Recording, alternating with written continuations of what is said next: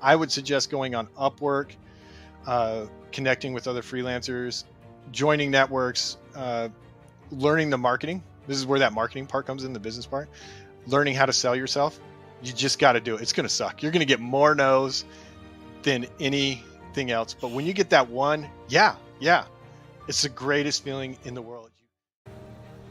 Hey nerds, Monica here. Welcome to the Data Podcast for Nerds, where we get to talk to amazing professionals and ask them all about how they're using data to solve the world's problems. We're highlighting skills that data professionals use on a daily basis. Plus, we always include some fun bits because we're all nerds here and we love to have fun. So thank you for tuning in, and if you haven't already, please like and subscribe. And as always, folks, happy learning.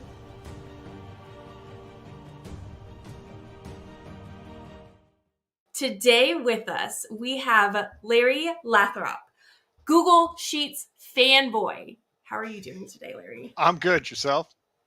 I'm doing wonderful. I love the intro music. Get you all hyped up, ready to go.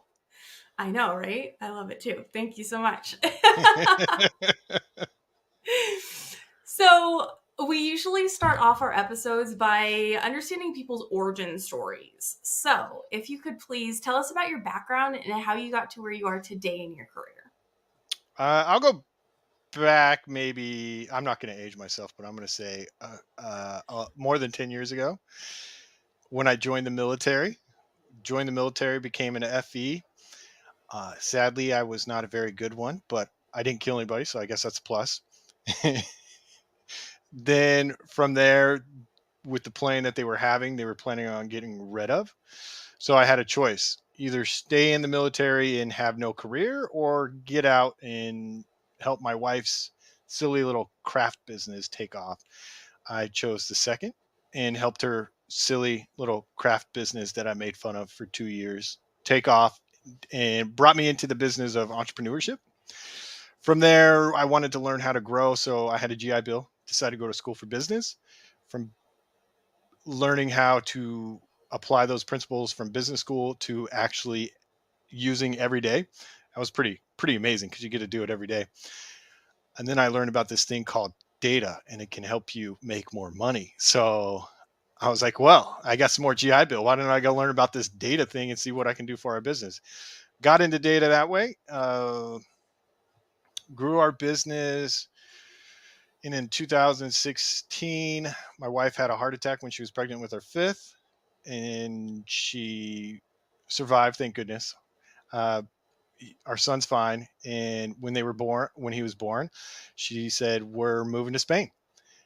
You're either coming or going, but we're selling the house." So I sold my house and everything we own, and we moved to Spain. We moved to Valencia, Spain. In 2017 is when we got here. And since then, we've been in Valencia, Spain, and outsourced all of our production for our business, and then kind of exited the business. And now I just do data freelancing. I enjoy the data part, helping small businesses, medium-sized business, entrepreneurs understand data, how to use it, and how to make informed decisions with it. Does that work for an origin story? It's not as cool as some of the others. I think it's perfect. So I think a lot of what you do currently is so fun. So we're just going to transition right into the fun bits. Well, yeah, let's do it. Hey nerd, are you looking for a career in data? I would absolutely love to help you out. I just launched a data career strategy program that helps folks break into data without breaking anything. I provided a link in the show notes if you want to learn more information about it. Now, back to the fun bits. So tell me more about specifically what you're doing today and how you make things zombie easy. Yes. So I'm a freelancer, so I do a lot of projects that range from different tools, from R, Python, Excel, Google Sheets. Sorry to those Excel lovers. I'm just not a fan. Google Sheets, Looker Studio, and I wanted to kind of set myself apart, took a break from LinkedIn, and now I'm the self-proclaimed Google Sheets fanboy. I try to make things zombie easy, zombie proof.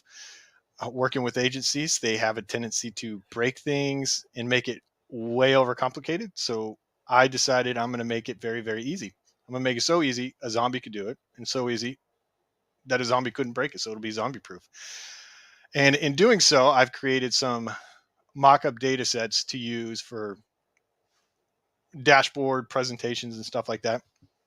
And these data sets are mocked up, designed to show certain data patterns that I've seen in the like transaction, sales transaction, Shopify transaction, marketing type data sets, where they're essentially, I've made my own company. This fake company is called Bite Size Munchies, store for zombies, made by zombies, and they sell zombie products. And I have a data set of about 180 zombie products for zombies. They range from like ear chip to finger dips. I have images. I had to use Dolly for that one for the images to make them a little bit more funny, but I've made a data set of products, gave it some sales transaction that updates every day. Actually, no, I just changed it to it updates every 15 minutes on Google Sheets. And then I use that data, attach it to a Looker Studio or a dashboard when I want to play around and show demo something. And if you haven't seen my LinkedIn, usually my shorts are they got some sort of zombie in them when I'm showing uh, a Google Sheets trick. But yeah, so that's kind of what I'm working on now is building out these fake data sets for this fake company for zombies by zombies. That's amazing. So, when you're working with these businesses, what problems are you trying to solve with them? Like, what themes are you a fan of? The, oh man, anything customer analytics. I love customer analytics. Dealing with customer surveys, sales transactions, marketing transactions, why people buy what they do, email marketing campaigns. Those are really fun to work with. Uh, I really like to work on projects with customer analytics, customer lifetime value, uh, customer segmentation. Those type of projects are the ones I tend to go toward. Companies that are usually on Shopify or Amazon are usually the big ones I go with, or ad agencies are the ones that I work with quite a bit.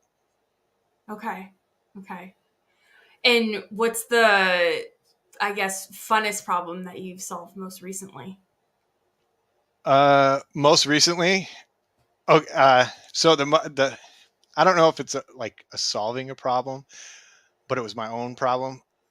I got this checklist of what mockups I'm going to do for what type of transaction. So when I'm presenting to clients, I can give them something visually to play around with that doesn't use other clients' data or where I have to spin and change the numbers. But I made a sales funnel dashboard that I was very proud of. And then by chance, uh, I got asked on an interview before the data changed. There's this one spot where it shows a sales funnel and your conversions like at the bottom. It's like, oh, you're converting at 30%. I was like, what can you tell me that most analysts can't see on here? I'm like, well, for most analysts, 30% looks fantastic as a conversion rate, but that's probably not what's happening. And then the chart right below it for my fake services, the top tier service of human removal was accounting for 45% of the sales. So I was like, looking at this, it tells me that you're pricing way too low. You should have your middle tier take up about 45, and the top one should be roughly about 20%. So we have room to play with, and you can increase your profits. So something like that was pretty fun. Just happen to see it right then and there on an interview. But building those dashboards with the zombie theme is actually quite entertaining. Yeah. Yeah. How do your clients take it when you bring them those different data sets? So the first, a lot of them are like, "Are those real email addresses? Like, could you share those?" Sure, I'll share the email addresses, but they're just scrape data from Wikipedia of not the actors, but the character name in a zombie movie at thezombiemovie.zom. I gave it to somebody, and when he finally read it, he had a good laugh. He's like, "Oh man, you got me good on that one. Like you should have read the dashboard beforehand." But okay, a lot of them get a good chuckle out of it. Yeah, I bet. So, okay, we need a second origin story. So, what is the origin story of this zombie theme? I don't know. I've just kind of I'm a horror movie fanatic. So my big things are ancient aliens, zombies, and cryptids like Bigfoot and all them. It's all real. Oh, and ghost. Yep, ghosts are real too. Probably not, but I like to think they are. So I've just been a big fan of zombies, and with the zombie genre taking off in the last 15 years, like, oh man, you can't get enough of it. What kind of new thing are they going to do? And then recently they had the Train to Busan. Oh, that was zombies on a train. Who would have thought that would have been such a good movie? Interesting. Is that the most recent? Because, okay, so zombies, when I think of zombies, I think of 80s, maybe 90s movies, but I Oh, can't the think of any classics. like recent ones. I like I like them all. Like Yeah. Tarman, Brains. I like them all. Oh yeah. iZombie. I was a big fan of that show. Walking Dead. Sadly, I only got to season 5 and didn't really continue on. I like the zombies that in abominations that mutate and get bigger or have some kind of special thing about them. Uh huh. So I that's why I like 28 days later, 28 weeks later. Those ones where the zombies run really fast. Those ones are really cool. I like those ones. You like And the fast zombies. What would you say is your ultimate favorite zombie movie ever? oh, I gotta go with. Oh, that's a debate. See, I like Zombieland and Shaun of the Dead. Oh, I don't. I probably go with Shaun of the Dead. Yeah? Okay. Yeah, I'd have to say Shaun of the Dead. That's probably my favorite. But Zombieland's pretty good too. Uh, I'm gonna go with Shaun of the Dead right now. It might change in about 20 Okay. minutes. Zombieland has Bill Murray, though. Yeah, it has Bill Murray and Woody Harrelson, Yeah. and they have the rules to survive. I'm all about rules, so I'm like, Yeah. yes, yes, yes. I sadly I probably would not survive the zombie apocalypse. I'm gonna be like, just take me. I'll be with my people right now and Yeah. just kind of roam around. I mean, think about it. That's got to be a great job. No stress. You just walk around and wait till food comes your way and you try to get it. And if it goes away, you're like, oh, whatever. Hmm.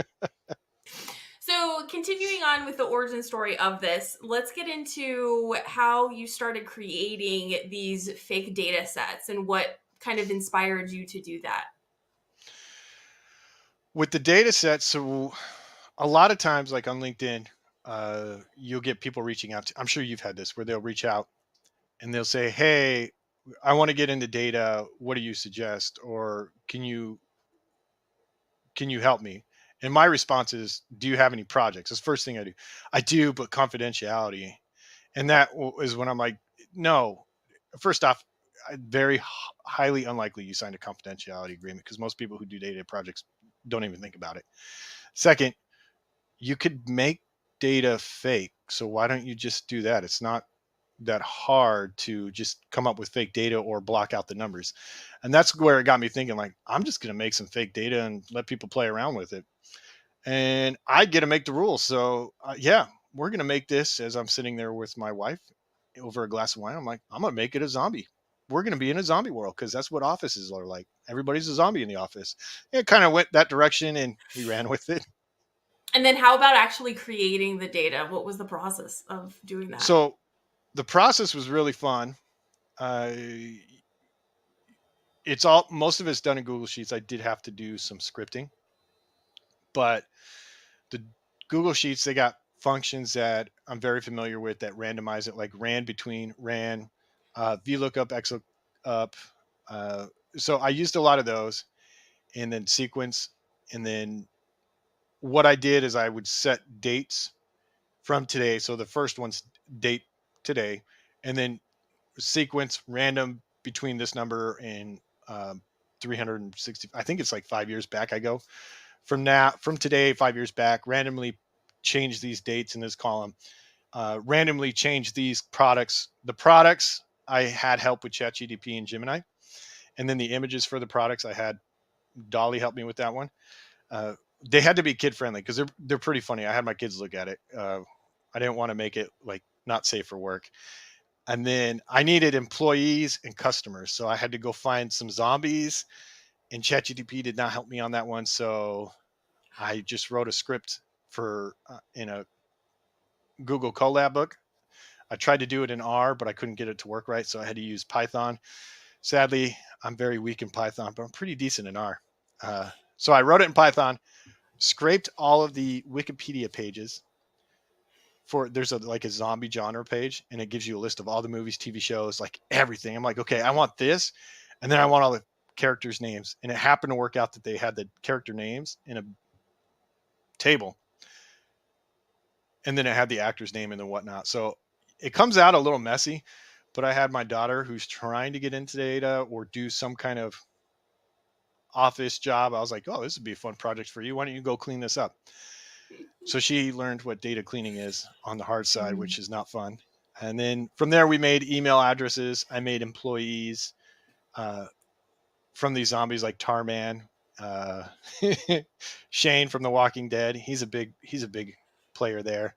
And then yeah, most of those zombies are employees of mine or customers of mine in the data set. So yeah, the way I did that is you get the data set and then you give them an index like 1 to whatever. I wrote sequence, fill up until you see no more. So if I wanted to add more, it would just add on to them. And then what I want you to do is give these numbers here. And then on the sales side, random transaction. And there's some math depending on what type of distribution. If I want Poisson distribution for customer lifetime value or customer visits, you can play around with like how you set up the RAND between. But I'll say, hey, RAND between, pick these customers, and then do a VLOOKUP inside that, and then look up these, and then kind of match it up with the index number. And that worked out pretty well. So that's how I got my employees. They're super cheap, super affordable. They don't ask for raises or anything. Yeah, that's what I did. And that the images, I forgot how I got their profile pics. I don't remember how I did that. I think it was a scrape, but I don't know where I got the scrape from. Mhm. And then the products, I had to come up with some cool products. So ChatGPT and me got in a little angry fight because zombie is considered a no, it's a flaggable word in ChatGPT. So we had Oh. to, yeah, like you got to word it right because zombie, like, do me a zombie portrait. Yeah, we can't do that. But if you type in like ghoul portrait, it'll do it. So there was some work around on that one. And then we made some amazing products. We have, like I said, the finger dunks. They're human fingers ready for dunking. And then we have the earlobe human ear chips, but they look like potato chips. They come in like a little snack bag. So they made it, and I made them like realistic Amazon photo type. So I got like these clear cut. There's some AI. You can tell it's AI generated, but it looks funny. And we had to clean some of them up. And now that's how I got the images. Just took the images, downloaded them to a folder in Google Drive, and attached them the image function or the image function, and then type in the URL, and it comes up that way. Yeah, I think Nice. that's all the data I got. Oh, and then my services. So we have 3 services. We have Walker Wipeout, Runners Rampage, and Abomination Eradication. So those are my 3 services to dislocate or move humans out of the area that you need so you can live the best zombie life. That's awesome. So with this data set that you just created, you said it's a great way for people to do like their own personal projects, Mm-hmm. right? So they're using this kind of fake or anonymized data. I also believe that you mentioned that you are providing this to the public. Yes, if they'd like to, I'll have a link for you to share with them. It'll be a link to a Google Doc that'll give you access to them. And then as time goes on, I'll add on more. And then because there's more data sets that I need. I need an Amazon marketing campaign one, Amazon product one, Shopify one. Yeah, there's a lot. And then they'll be Yeah. fun for people to play around with. Absolutely. Absolutely. We'll definitely share a link for the folks that are listening and interested in getting a zombie data set. Now, if they need to anonymize their data, they can use my employees free of charge.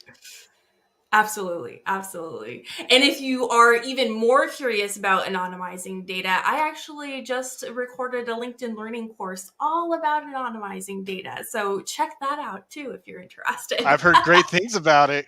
I've heard great things. Thank you so much. So, another question for you I ask all of the guests is when you're learning new things, what are your go to resources? Well, I go to LinkedIn Learning and watch your courses, of course. But besides that, uh, besides that, I'll use YouTube a lot of times. But I think the most learning I get is I come to a problem and then I try to figure out how to solve that problem instead of learning everything at once. I'm not one of those learners that I'll read, say, how to. I tried it, that book of R for statistics, that thick one with like the ostrich on it. Yeah, I've tried reading Mhm. that. I didn't get very far, but I use it as a reference to go back and fix any problems I have. So that's usually the best way I learn is I'll do a project that I think would be fun, such as zombies. And then when I come to a problem, I try to find it in ChatGPT.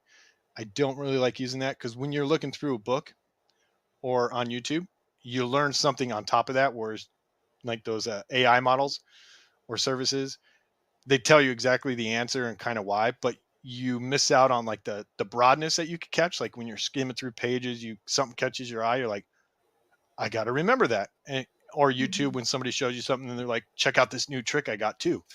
I do think that that type of learning I prefer over just asking ChatGPT how to do something. Uh, Nothing wrong with that. If you do that, Yeah. nothing wrong with that. But Yeah, I yeah, just yeah. feel No, yeah, scopes it. that's interesting because sometimes I prefer just to go to ChatGPT because I'll get so distracted. Like I have shiny squirrel Hmm. syndrome, you know what I mean? I'll be like, "Oh my goodness." And then I'll go down a rabbit hole for like 3 hours and then kind of come back to, "Oh yeah, I was actually doing a thing." So sometimes Like, if what was I'm in I a doing particular again? mindset. Yeah, exactly. Instead of the scroll of doom, they're going to call it the chat of bots, and you're going to be sitting there, chat bot, like that new thing they got where you can talk to it. Oh, that's a time sucker right there. Yes, yes, yes. I saw that this past weekend. Yeah, they're going to be a lot of zombies soon doing this, staring at their phone. Hmm. Yep. Awesome. So, what other recommendations do you have for the listeners out there for those that are interested in getting into data? I would, if you're, because I know the job market is tough. I see it even in the freelancing, but I would recommend try freelancing and do a few projects to see if you like data. You're going to learn a lot more skills than getting hired on as a junior analyst cleaning data. You'll actually get to do fun stuff.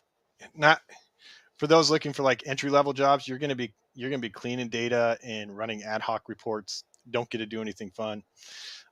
But if you try your getting your toes wet in the freelancing and offering a service to do a project, you'll get more hands-on experience. You'll run into hurdles, and the biggest thing I think you'll learn is how to frame your mind into a business.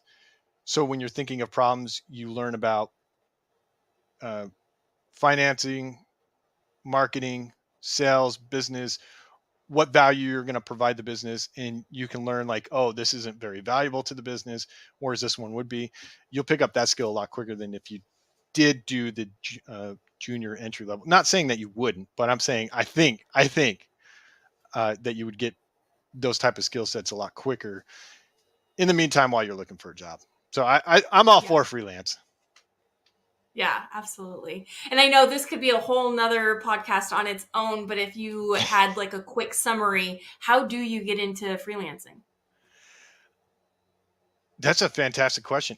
I had people say how I got into it is because they would ask questions, geeking it out on e-commerce. Like, how do you do it? Oh yeah, you just make a dashboard and it should.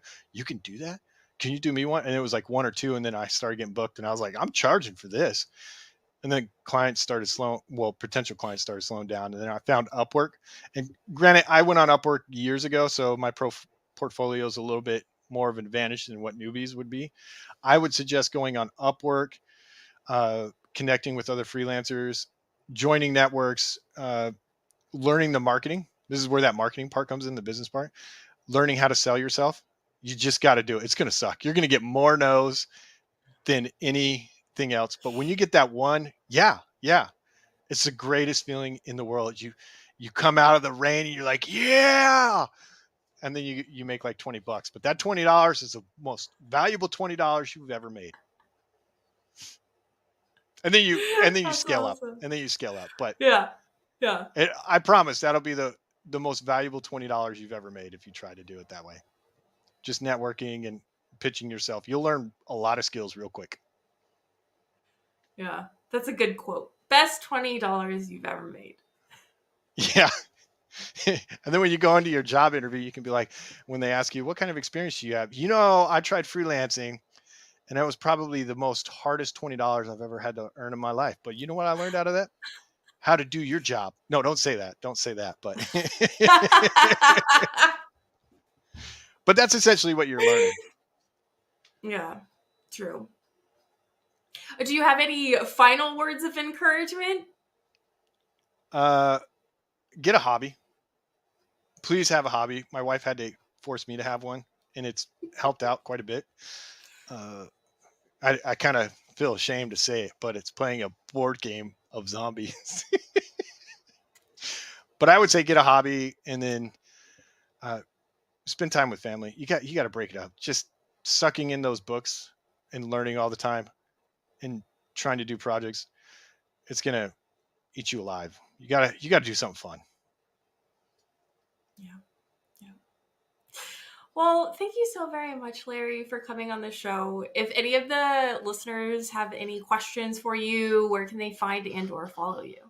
That's a fantastic question.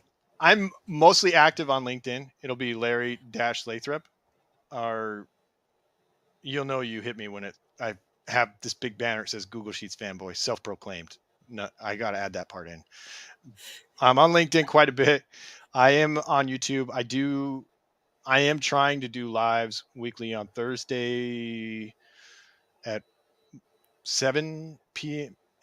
9 p.m. here, so 3 p.m. Eastern Standard Time. I'll be on LinkedIn and YouTube doing lives, and you can see my thought process, especially when I'm tired. And then I talk through projects that way, like simple dashboards you can build, and then if you don't want to build them, you can download them. But that's where I'm at. Awesome. Well, thank you again for coming on the show. And as always, folks, happy learning. Happy learning.